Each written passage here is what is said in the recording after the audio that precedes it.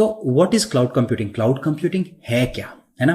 तो मैंने आपको एक नटशेल में आइडिया दे दी उसकी कि बेसिकली आप ये सारी सर्विसेज रेंट कर रहे हो। चलिए इसे थोड़ा और समझते हैं, जानने की कोशिश करते हैं कि क्लाउड कंप्यूटिंग है क्या एग्जैक्टली। तो अगर मैं क्लाउड कंप्यूटिंग की बात करूं तो डेफिनेशन ये कहती है कि it enables on demand services. मतलब ये आपको कुछ ऐसी सर्विसेज देता है जैसे कि कंप्यूटेशन हो गया, स्टोरेज हो गया, नेटवर्किंग हो गया, बहुत और सर्विसेज भी होती है जैसे कि management, messaging, machine learning, bot building, IoT और बहुत सी सर्विसेज है जिन्हें हम देखेंगे जैसे हम आगे बढ़ेंगे।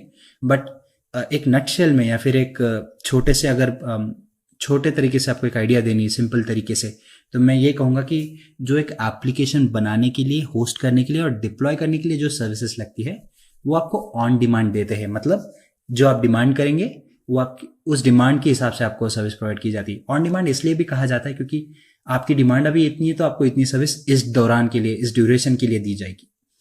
और क्या होता है, एक सेकेंड लाइन अगर आप इसमें पढ़ेंगे तो वो बहुत इंपॉर्टेंट है। आप ये जो रिसोर्सेस है can be access through the internet, है ना, and user is not required to manage these resources. और एक इंपॉर्टेंट पॉइंट है, शायद वो इस लाइन में नहीं आया है, वो है कि these can be access through the internet from anywhere across the globe, at least in the places जहां पे ये सर्विस है। मतलब ये जो रिसोर्सेस है इनको आप इंटरनेट के थ्रू एक्सप्लोर कर सकते हो, यूज कर सकते हो। आपको इनको मैनेज करने की जरूरत नहीं है और आप दुनिया के किसी भी कोने में बैठे हो, अगर वहां पे वो क्लाउड कंप्यूटिंग सर्विसेज आपको सर्विस प्रोवाइड करती है तो आप घर बैठे बैठे इंटरनेट के थ्रू ये सारी रिसोर्सेस यूज कर सकते हो और एक्चुअल में आप अपना बिजनेस उस पर चला सकते हो। अभी अगर आप सब लोग ये वीडियो तुरंत देख रहे हो तो हम सब लोग अभी कोविड-19 के सिचुएशन में है, बराबर। मतलब अभी पिछले कुछ महीनों से हम लोग कोविड के साथ जूझ रहे हैं, कोरोना वायरस के साथ जूझ रहे हैं। तो बहुत से लोग घर पे ठप है। इसका मतलब ये है कि आप सब लोग घर से काम कर रहे हो अभी, है ना। कुछ लोग होंगे जिन्हें बिजनेस के लिए बाहर जाना पड़ता होगा, मैं आशा करता हूँ कि वो लोग सेफ है। बट जैसे कि आईटी प्रोफेशनल्स की अगर बात करोगे तो सब लोग आजकल वर्क फ्रॉम होम कर रहे हैं, घर से काम कर रहे हैं। पर ये कैसे मुमकिन है? ये इंटरनेट की वजह से मुमकिन है। और कहीं पे ये डेटा जो है सारा किसी डेटा सेंटर पे या कहीं पे सर्वर पे पड़ा है, किसी ड्राइव में पड़ा है, बराबर है। और हम लोग इसको घर बैठे बैठे एक्सेस कर रहे हैं इंटरनेट के थ्रू। यही क्लाउड कंप्यूटिंग है गाइस। बेसिकली क्लाउड कंप्यूटिंग क्या करता है, आपको ये सारी सर्विसेज प्रोवाइड करता है जो आप यूज कर सकते हो। अब आप कुछ टूल्स ऐसे यूज कर रहे हो जो फ्री ऑफ कॉस्ट है, आपकी कंपनी पे कर रही है, इसलिए आपको ये थोड़ा ऑन डिमांड पेमेंट वाला सिस्टम नहीं समझ आ रहा होगा। बट डू नॉट वरी, आगे जाके मैं और रेलिवेंट एग्जांपल्स दूंगा तो आपको समझ आ जाएगा। बट अगेन अगर शॉर्ट में समझाना हो तो क्लाउड कंप्यूटिंग यही है। ऑन डिमांड सर्विसेज प्रोवाइड की जाती है, इंटरनेट के थ्रू आप उनको एक्सेस कर सकते हो। ओके, तो आप जब फीचर्स के बारे में बात करते हो, ये कुछ फीचर्स है जो AWS आपको प्रोवाइड करता है। इनमें से कुछ फीचर्स के बारे में मैं ऑलरेडी चर्चा कर चुका हूँ, है ना। तो हम लोग आगे बढ़ते हैं और हम लोग इन फीचर्स को जल्दी से देखते हैं। अगर कुछ जरूरी फीचर्स है तो मैं उनको और थोड़ा विस्तार में या डिटेल में समझाऊंगा, चिंता ना करें। तो अगर आप क्लाउड प्लेटफॉर्म की बात करें तो वो आपको बहुत अच्छे तरीके से स्केलेबिलिटी देते हैं। स्केलेबिलिटी का मतलब होता है कि कोई भी रिसोर्स जो होती है वो स्केल होनी चाहिए, मतलब आपके जरूरत के हिसाब से वो बड़ी होनी चाहिए। स्केल क्या होता है? मेजरमेंट होता है, बराबर है। तो व्हेन यू से स्केल, आप ये कहना चाह रहे हो कि जैसे स्केल में मेजरमेंट बढ़ती है वैसे आप आपके रिक्वायरमेंट्स भी बढ़ाना, मतलब आना चाहिए। तो स्केल अप भी होता है, डाउन भी होता है, बराबर है। तो वैसे ही मतलब आप रिक्वायरमेंट्स आपकी ज्यादा भी कर सकते हो, कम भी कर सकते हो। एक उदाहरण आपको दूं तो अगर आप एक कंप्यूट सर्विस के बारे में बात करें तो ये आपको वर्चुअल मशीन्स लॉन्च करने देता है। मतलब एक ऐसा एनवायरनमेंट बना के देता है जिसमें आप कुछ इंस्टेंसेस चला सकते हो या फिर कुछ एप्लीकेशंस चला सकते हो जो वर्चुअल होता है। तो ये वर्चुअल इंस्टेंस की जो जरूरत है वो कम ज्यादा हो सकती है। अज्यूम कर लीजिए आपका लैपटॉप ही ले लीजिए, आप कभी 4 GB रैम यूज करते हो, कभी 8 GB यूज करते हो, वैसे आपके लैपटॉप का कॉन्फ़िगरेशन बदलता है वैसे। तो अगर आप स्केलेबिलिटी की बात करोगे तो आपका जो डेटा सेंटर या फिर जो रिसोर्सेस आप यूज कर रहे हो वो स्केल अप या स्केल डाउन होना चाहिए। मतलब 4 GB 3 GB जितना आपको चाहिए ये ऊपर नीचे आपको करते आना चाहिए थोड़ा आसानी से। अगर आप हार्डवेयर खरीदते हो तो उसमें ये मॉडिफिकेशंस करना थोड़ा मुश्किल होता है। बट आप AWS ये प्लेटफॉर्म मैनेज कर रहे हैं तो वो आपको इंस्टेंट स्केलेबिलिटी देता है, up and down in both directions. तो स्केलेबिलिटी, हाँ, ये फीचर का वर्ड है।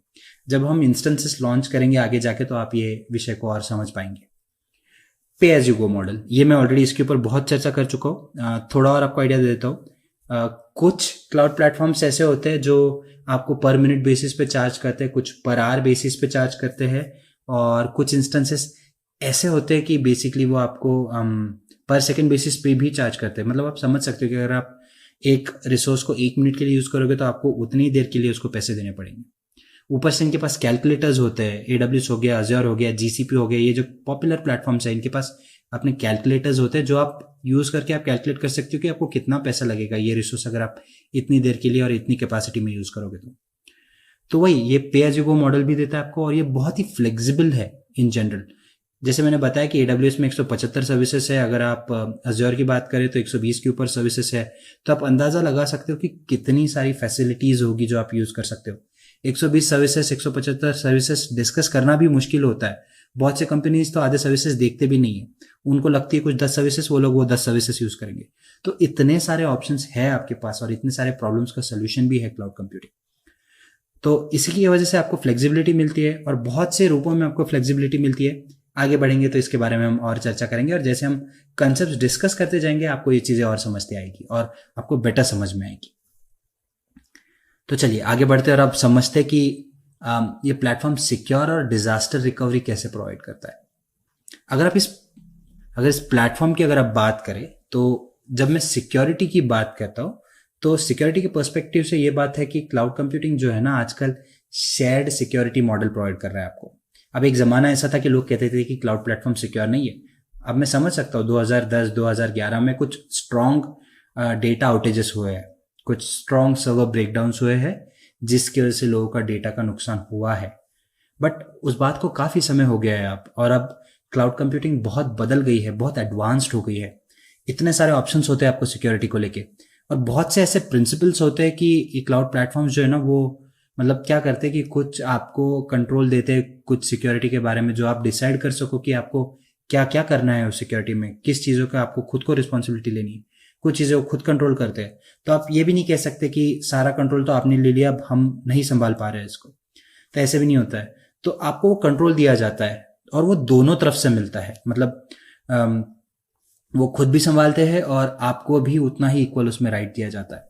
डिजास्टर रिकवरी एक ऐसा सब्जेक्ट है जो हम लोग जब ग्लोबल इंफ्रास्ट्रक्चर के बारे में जब बात करेंगे AWS के, तब मैं इसके ऊपर और डिटेल में बात करूंगा, तब आपको ये बहुत अच्छे से समझ में भी आएगा। अगर आप मैं ज़्यादा इसके ऊपर बात करूँ तो आपको नहीं समझ आएगा, बट अगर आपको शॉर्ट में बताना है तो आप कहीं पे डेटा डालते हो तो आपको रिस्क रहता है कि वो डेटा लॉस ना हो जाए, चोरी ना हो जाए, या फिर कोई कैलामिटी आए तो वो डेटा खत्म ना हो जाए पूरी तरह, बराबर है, या फिर कुछ डिस्ट्रॉय ना हो जाए। तो इस सिचुएशन में क्या होता है ना, डिजास्टर रिकवरी की जाती है। मतलब अगर कोई वर्स्ट सिचुएशन आ भी जाए तो मेरे पास उस डेटा का बैकअप होना चाहिए। तो ये क्लाउड प्लेटफॉर्म जो है वो आपको रेप्लिकेशन और डेटा बैकअप के भी बहुत से ऑप्शंस देते हैं।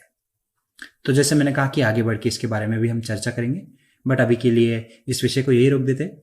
क्लाउड कंप्यूटिंग इन जनरल यही होता है गाइस, जो मैंने अभी बताया, और ये सारे फीचर्स वो आपको प्रोवाइड करता है। मैं आशा करता हूँ कि अब तक आप क्लाउड कंप्यूटिंग क्या है ये समझ चुके होंगे। नहीं होंगे तो आप आपके जो मतलब क्वेश्चंस है वो कमेंट सेक्शन में डालिए, हम लोग उसका जवाब दे देंगे आपको बहुत ही जल्दी। तो चलिए आगे बढ़ते हैं और हम लोग कुछ और चीज़ों के बारे में बात करते हैं। तो गाइस अभी मैं क्लाउड कंप्यूटिंग क्या है, क्यों है, वो सारी चीज़ों के बारे में बात कर चुका हूँ। तो अब हम बात करेंगे क्लाउड सर्विस मॉडल्स के बारे में।